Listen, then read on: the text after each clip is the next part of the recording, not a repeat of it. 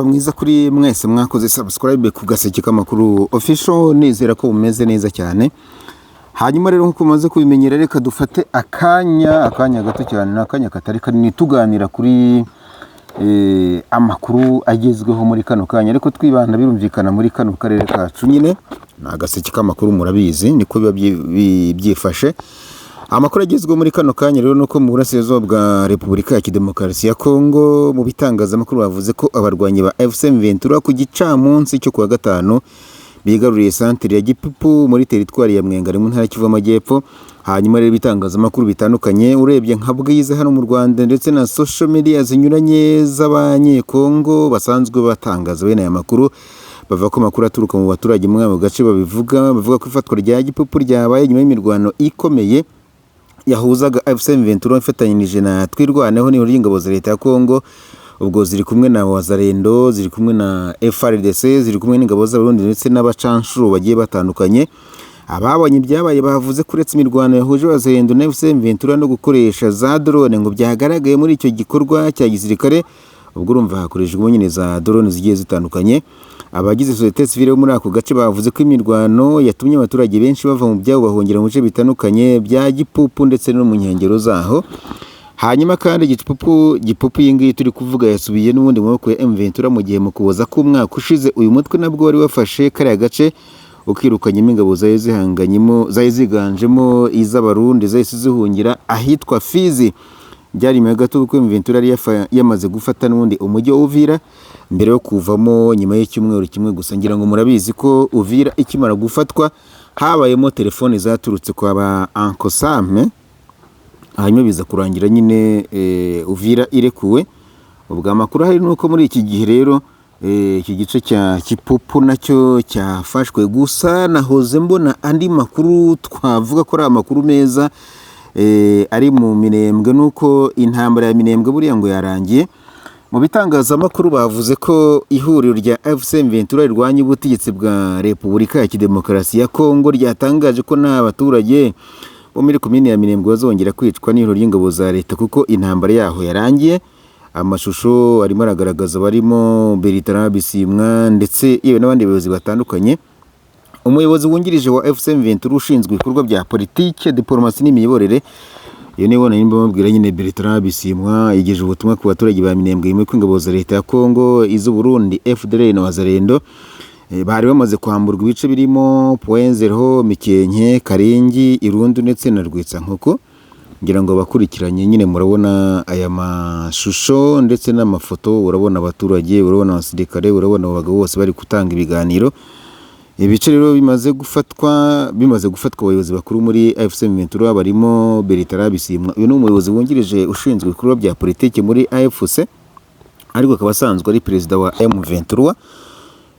Harimo kandi Freddy Kaniki, uyu ni ushinzwe ubukungu n'imari muri iri huriro ndetse akaba na perezida wa MLDP Twirwaneho. Abangaba basanzwe bakorera n'ubundi mu Minembwe.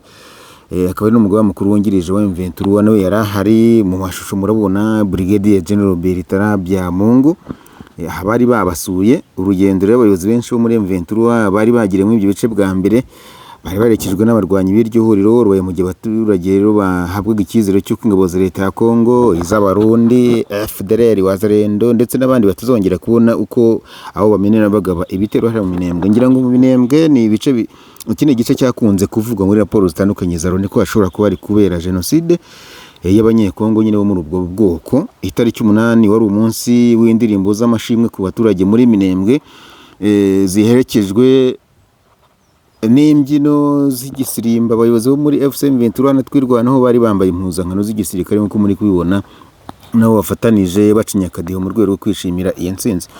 Twanavuga ko ari intsinzi ikomeye by the way, kuko Minembwe ari maze igihe ari igice kiberamo imirwano ikaze cyane.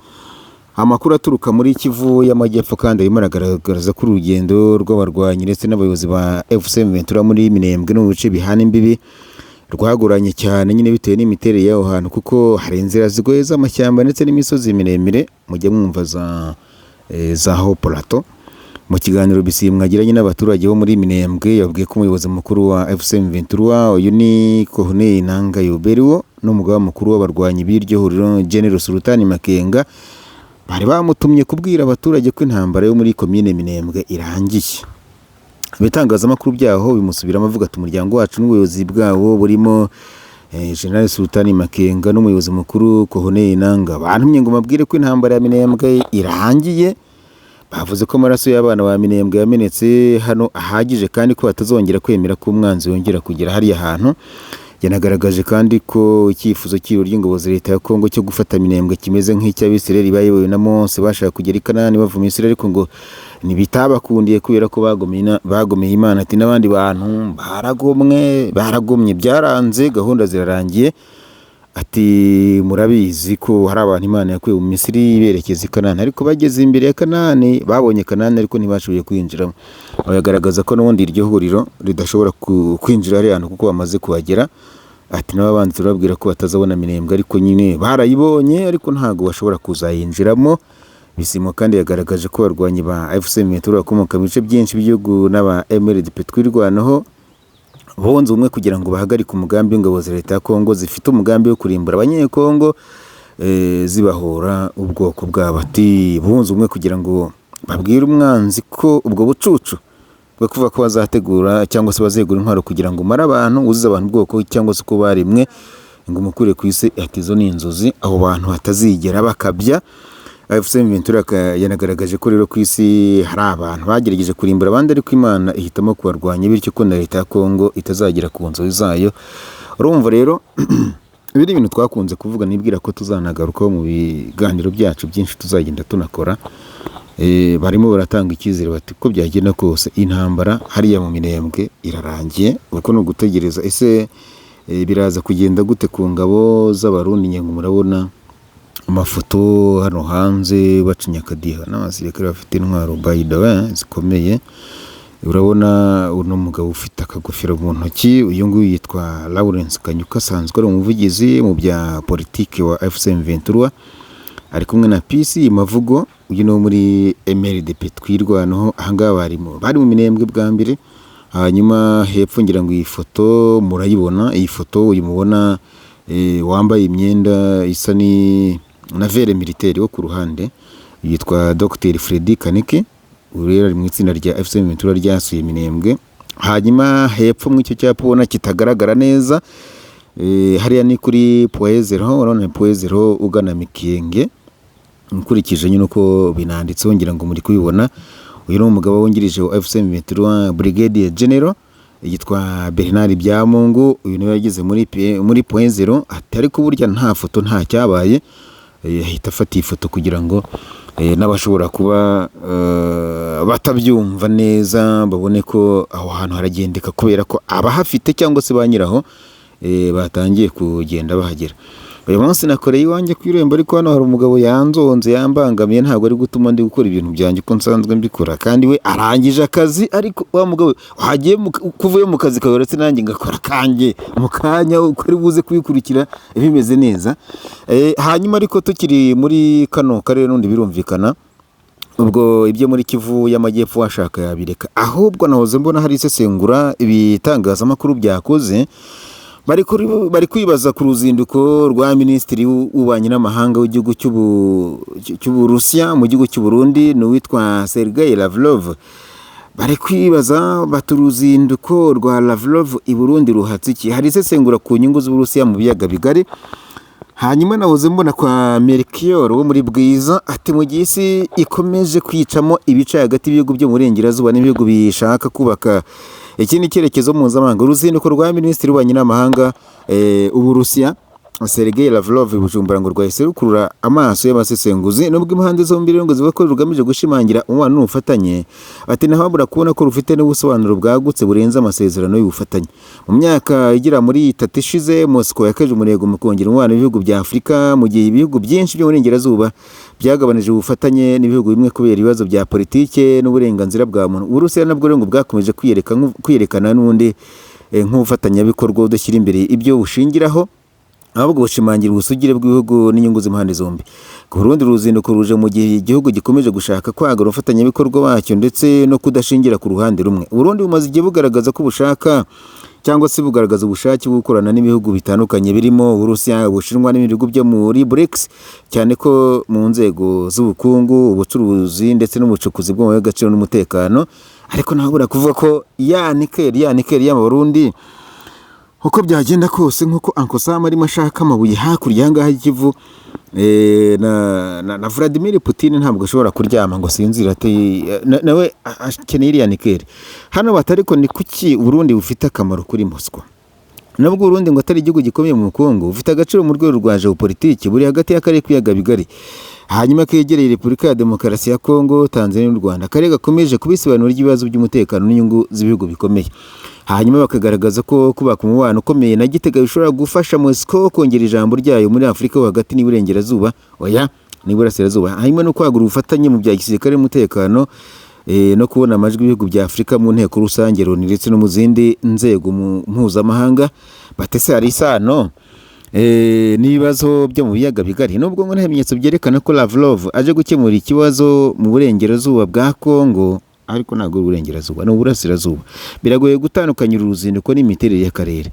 Burundi ni umwe mu bakinnyi bafite uruhare muri politiki n'umutekano wo mu biyaga bigari, kandi ibiganiro bishobora no gukomoza cyangwa se bishobora no gukomoza n'undi ku mutekano w'akarere n'uburyo bwo gukomeza ubufatanye.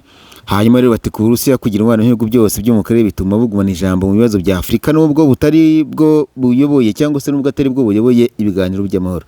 Hanyuma hari isiganwa rishya muri Afurika. Uruzinduko rwa Lavrov ni kimwe mu bimenyetso by'isiganwa rikomeje hagati y'ibihugu bikomeje cyangwa se binakomeye byo gushaka abafatanyabikorwa muri Afurika, aho mu gihe Leta Zunze Ubumwe za Amerika, Umuryango w'Uburayi n'Ubushinwa nabyo bikomeje kongera ibikorwa byabyo muri uyu mugabane. Moscow nayo iragerageza kwerekana ko nayo ishobora kuba umufatanyabikorwa ukomeye. Ku rundi, kwakira Lavrov bishobora gusobanurwa nk'uburyo bwo kwagura amahitamo ya diplomasi no kwirinda gushingira ku bafatanyabikorwa bake. Hanyuma ariko kandi nubwo ibizava muri urwo ruzinduko bizagaragara mu masezerano azasinywa cyangwa se mu byemezo bizatangazwa ku rwego rwa geopolitiki, ubutumwa bumaze kugera kure. Afurika ikomeje kuba urubuga rw'ihangana rya diplomasi hagati y'ibihugu bikomeye, kandi Burundi nabwo burimo gushakishwa nk'umufatanyabikorwa muri iryo hangana. Icyo abantu banamenya nuko buriya muri kino gihe perezida w'u Burundi nyakubahwa Evariste Ndayishimiye, ubu ni perezida w'umuryango wa Afurika wunze ubumwe. Ntekereza ko rero buriya kuba Uburusiya bushobora kuba bwaca kuri Ndayishimiye kugira ngo bugire ahandi hantu bajya, cyangwa se no kuba bakoresha n'ubundi iryo jambo bafite nko kuba Burundi buyoboye umuryango wa Afurika yunze ubumwe muri kino gihe, bagashaka uburyo igihugu cy'u Burundi kiba open cyangwa se gifunguka ku ruhando. Twavuga ko ari mpuzamahanga. Nibwira ko nta kintu byishe, urebye ntacyo byishe. Hanyuma kandi Burundi ni igihugu nabivuze gifite ubutare bukomeye cyane bwa nikeli. Byari byigeze kunavuga mu myaka yashize ko perezida w'Uburusiya nyakubahwa Vladimir Putin yagombaga kuza mu Burundi mu myaka yashize ntiyaza. Ubwo nabyo abantu bashobora kureba ese Minisitiri w'Ububanyi n'Amahanga arimo aragerageza kuba yashaka uburyo ateguriza perezida w'igihugu cye. Ibyo ni ibintu abantu bashobora kuba batekereza bareba, ariko nanone nitujya kureba nahoze mbona ibitangazamakuru bigaragaza ko hari abacanshuro banavuzwe muri Loni, ko hari abacanshuro b'Abarusiya bamaze iminsi muri Kongo Kinshasa. Ubu amakuru ari kuvuga ko ngo aho bacanshuro baba barimo bakoreshwa baturutse mu gihugu cy'u Burundi mu kujya kureba uburyo bumwe cyangwa se ubundi bakwigarurira, bajya kurinda igice cya Baraka kugira ngo inyeshyamba za M23 zitaba zakwigarurira ako gace. Ibyo byose ushobora kugenda ubibara, ariko nanone buri Burundi ni igihugu gikennye, kandi burya n'ibihugu byose byakize kugira ngo bitere imbere uko byagenda kose habayemo kwishingikiriza cyangwa se gufata ku ntugu z'ibihugu bikize. Nibwira ko Burundi nabwo ntabwo ari igihugu cy'akarwa ko bashaka uburyo bakorana n'igihugu cy'Urusiya, nabyo birashoboka. Hanyuma kandi ikindi, buriya Abarusiya barimo barakomanyirizwa mu Burayi n'iki byose, kuba rero bashobora kuba bashaka andi maboko kugira ngo muri ya veto we babona igihugu cyabushyigikira, nabyo byaba ari ibintu utaca ku ruhande. Gusa nahoze mbona hari n'ikindi kintu cy'uko Uburusiya bwatangaje ko buhangayikishijwe n'amakuru avuga ko mu burasirazuba bwa Repubulika ya Demokarasi ya Kongo hari abacanshuro b'abanyamahanga, bamwe muri bo bakaba bafite uburambe mu ntambara ya Ukraine, bifashishwa nk'abatoza ndetse n'abakoresha za drone. ibintu twarabyumvise. Byatangajwe mu mpera z'ukwezi gushize n'uwitwa Anna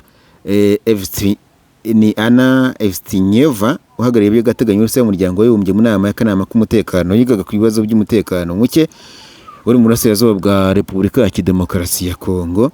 Hanyuma rero nk'uko nyandiko mvugo iyo nama Loni bigaragaza, uyu witwa Evstinyeva ati duhangayikishijwe n'amakuru ava ku bacanshuro b'abanyamahanga, bamwe muri bo bafite uburambe mu ntambara muri Ukraine bakoreshwa nk'abatoza ndetse n'abakoresha za drone. Ahangaho ukamenya ko binavugwa ko hari abacanshuro bandi nayo imaze kubwira hejuru bashobora guturuka mu gihugu cy'u Burundi bajya gutabara kugira ngo inyeshyamba za Ventura zitajya mu bice bya Baraka. Uyu mudiplomate w'Uburusiya nibukije ko hari igitero cyagabwe i Goma ku itariki ya 11 Werurwe murakizi twakivuzeho cyane, cyahitanye umukozi wa UNICEF witwa Karine Buise, agaragaza ko ikoreshwa ry'izi ndege rikomeje guteza impungenge. Cyakora Evstinyeva ntiyigeze agaragaza uruhande wa canshuro baba barwanira yaba ingabo za Kongo, FC Ventura cyangwa se undi mutwe. Icyakora raporo zitandukanye zirimo n'iheruka gusohorwa n'itsinda ry'impuguke za Loni kuri Kongo Kinshasa ivuga ko Kinshasa ariyo ikoresha abacanshuro muri ya ntambara barimo n'abanya El Salvador. Mbere y'ijambo ry'uriya mu diplomate mu Rusi, umuyobozi w'agateganyo MONUSCO Jameson yarabwiye akanama k'umutekano ko umutekano mu burasirazuba bwa Repubulika ya Demokarasi ya Kongo gikomeje kuzamba nubwo hari ibiganiro by'amahoro biri kubera i Doha muri Qatar. Swan yavuze ko umutwe wa ADF ukomeje kwica abaturage ati kuva natanga raporo iheruka abantu 28 barishwe na ADF. Yagaragaje ko abaturage baje kuri miliyoni 27 muri Kongo bakomeje gura n'ibibazo by'inzara ndetse n'umutekano muke. Mu ijambo rye kandi Evstinyeva yavuze ko umutwe wa ADF ukomeje guteza impungenge. Wavuze ati abayobozi ba ADF barimo gukoresha uko amakimbirane yiyongera muri Burasirazuba bwa Kongo kugira ngo bongere ibikorwa byabo by'iterabwoba. Muri make ni byo kano karere nyine ibintu byacu biba biri volatile cyangwa se bihora bishyushye niko umuntu ashobora kuba yavuga. Hanyuma kugira ngo ntaza kubatindira rero, Israeli na Iran ibintu bikomeje kuba bibi cyane kuko umwuka mubi hagati ya Leta z'Ubumwe za Amerika na Iran ukomeje gufata intera nyuma y'uko inzego z'ubutasi za Israeli zahaye Washington amakuru zivuga ko Iran yaba yateguye undi mugambi mushya wo gushaka kwica Perezida Donald Trump.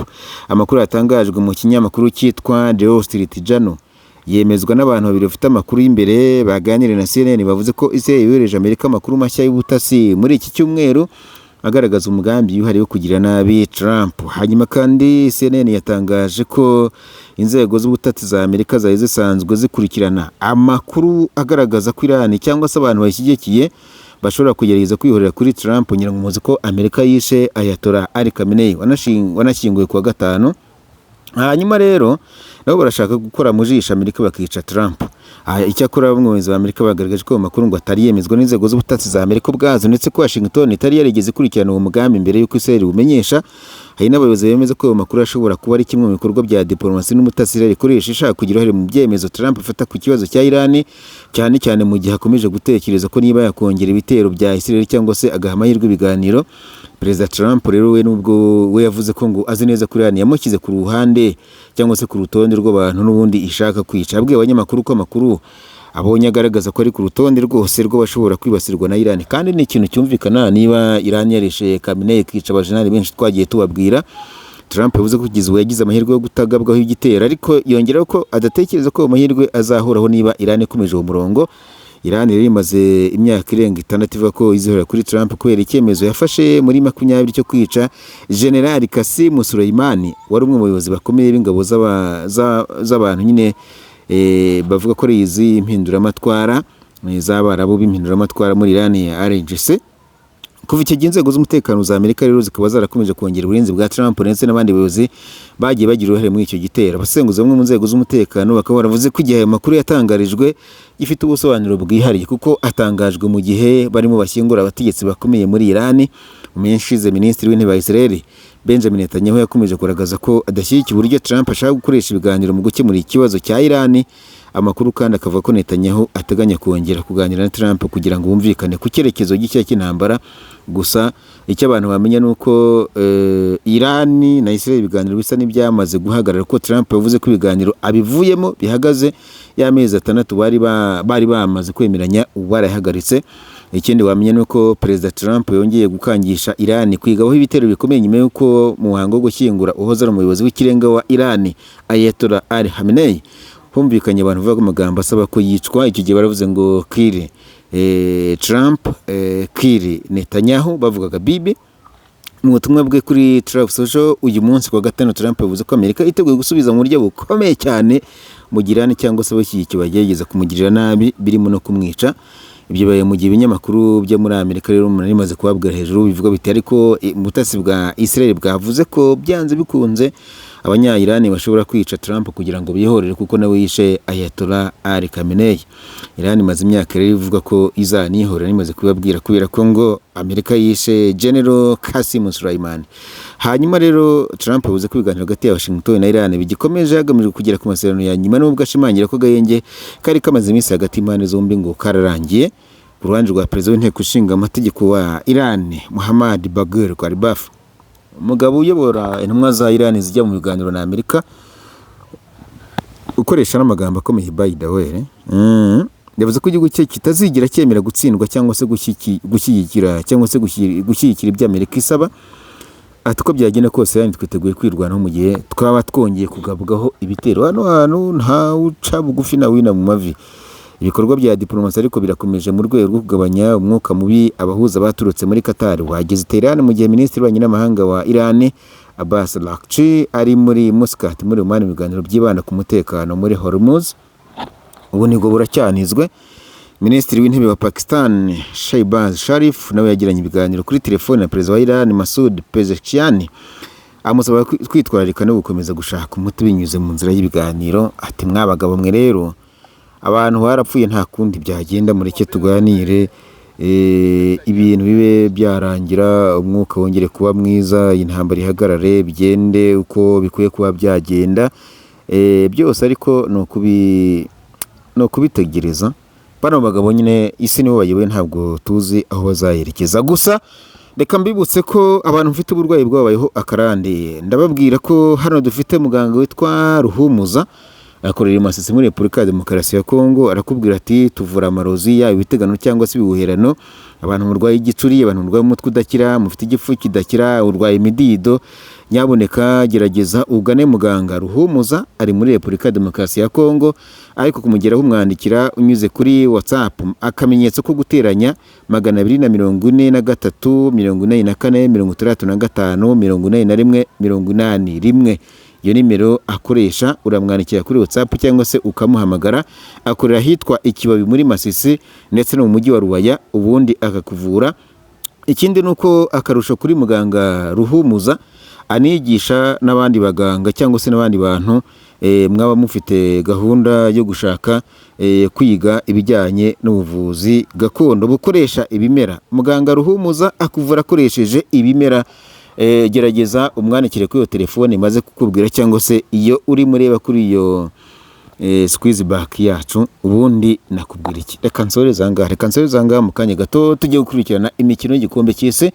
Gahunda naho ku munsi w'ejo kwari kuganira duhanahana nyine amakuru agezwaho. Icyo usabwa nta kindi no gukora subscribe, ukore comment, ukore like ndetse na share ku Gaseke k'Amakuru Official. Ubundi bye bye, ni Alphonse Twahirwa.